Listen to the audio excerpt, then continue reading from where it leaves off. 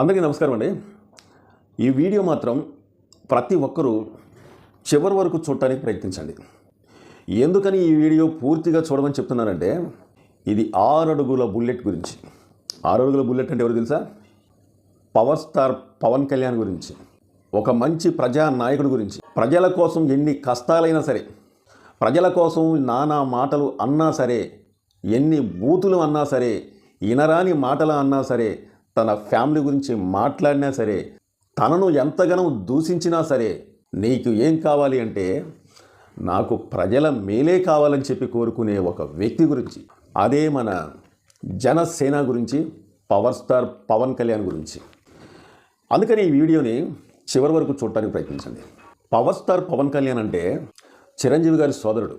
అతని జీవితం ఎంత చక్కటి జీవితం అంటే, జన్మ జన్మలు కూర్చొని తిన్న ఒక విలాసమైన భవనంలో, ఒక ఆనందకరమైన వాతావరణంలో ఎంత సుఖమైన జీవితాన్ని కూడా అతను వదులుకొని ప్రజల కోసం అతని జీవితాన్ని త్యాగం చేయాలని చెప్పి ప్రజాసేవ కోసం వచ్చిన ఒక ముఖ్యమైన పవన్ కళ్యాణ్ గురించి. కాబట్టి ఈ వీడియో చివరి వరకు చూడటానికి ప్రయత్నించండి.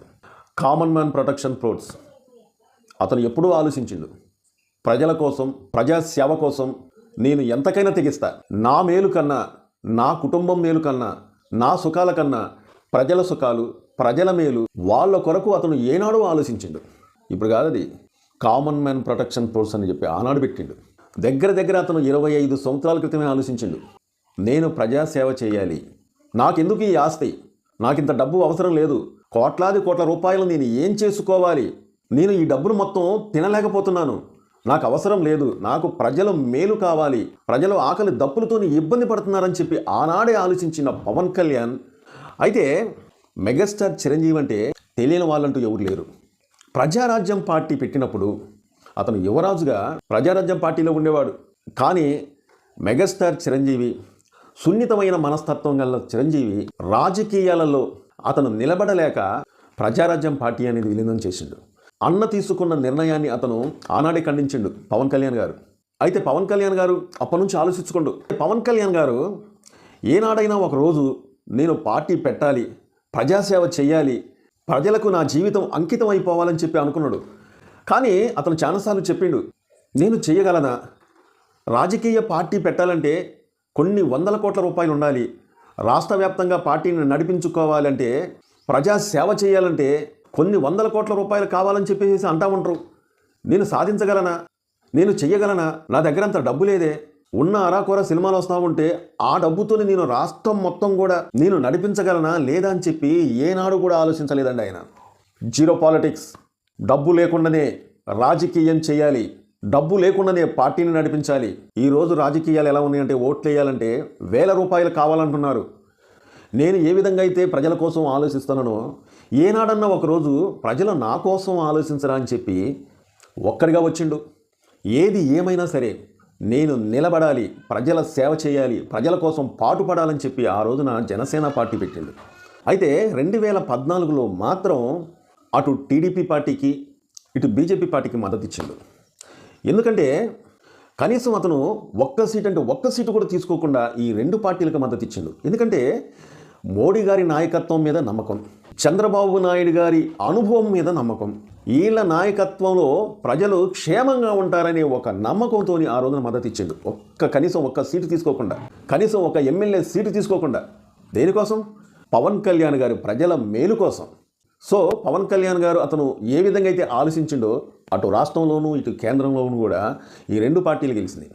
ముఖ్యంగా ఇక్కడ మనం చెప్పుకోవాల్సింది ఏంటంటే, వైసీపీ పార్టీ ఇక్కడ జనసేన పార్టీని ఎక్కువ టార్గెట్ చేసింది. ఎందుకంటే ఆ పార్టీకి తెలుసు, ఆ పార్టీలో ఉన్న నాయకులకి ఎప్పటికైనా పవన్ కళ్యాణ్ ఒక శక్తిగా ఎదిగే రాజకీయ పార్టీగా మారతాడు అన్నట్టుగా అటు జగన్ గారికి తెలుసు, జగన్ గారి పార్టీలో ఉన్న కొంతమంది నాయకులకు కూడా తెలుసు. ఈ పార్టీ కానీ ఉన్నట్లయితే మనకి ఎప్పటికైనా ముప్పే అన్న ఉద్దేశంతో వైసీపీ పార్టీలో ఉన్న కొంతమంది నాయకులు పవన్ కళ్యాణ్ గారిని అప్పుడప్పుడు టార్గెట్ చేసేవాళ్ళు.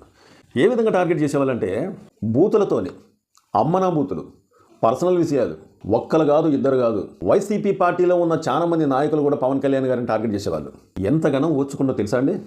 అమ్మని, భార్యని, పిల్లల్ని, అతన్ని, చిరంజీవి గారి ఫ్యామిలీలో ఉన్న అందరినీ కూడా ఒక్కొక్కరిని కూడా వాళ్ళ కుటుంబంలో ఉన్న వాళ్ళందరినీ టార్గెట్ చేసి మానసికంగా పవన్ కళ్యాణ్ గారిని కొంగదీస్తే వేరే దారి లేదు.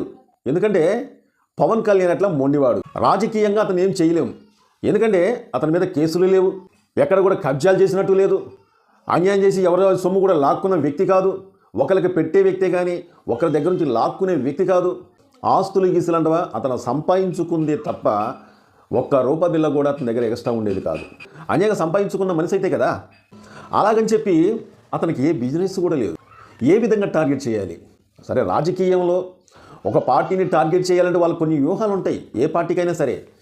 కానీ పవన్ కళ్యాణ్ గారిని టార్గెట్ చేయాలంటే ఈ ఒక్క మార్గమే ఉందన్న ఉద్దేశంతో పర్సనల్ విషయాలు, ఫ్యామిలీ విషయాలు లాగేవాళ్ళు. అది ఎంతవరకు పోయిందంటే మనం ఊహించలేనంత ఇదిగా పోయిందనమాట. అదే ఇప్పుడు పోసాని కృష్ణమురళి కేసు ఒకటి మీకు తెలుసు. అతని మీద ఇప్పుడు దగ్గర ఎన్ని కేసులు ఉన్నాయో, 17 కేసులు దాకా ఉన్నాయట పవన్ కళ్యాణ్ గారు అన్న దూషించిన మాటలకి. అంటే ఇటు పవన్ కళ్యాణ్ గారిని ఒక్కలనే కాదు, అటు చంద్రబాబు నాయుడిని, లోకేష్ అన్న మాటలు వింటే చెవులు కూడా రంధ్రాలు పడతాయి. అసలు మాటలతోనే దూషించిన వీడియోలు కూడా ఇప్పుడు కూడా యూట్యూబ్లో ఉన్నాయి.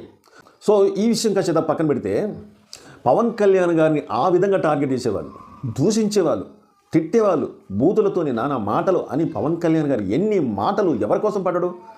ప్రజల కోసం, ప్రజాసేవ కోసం.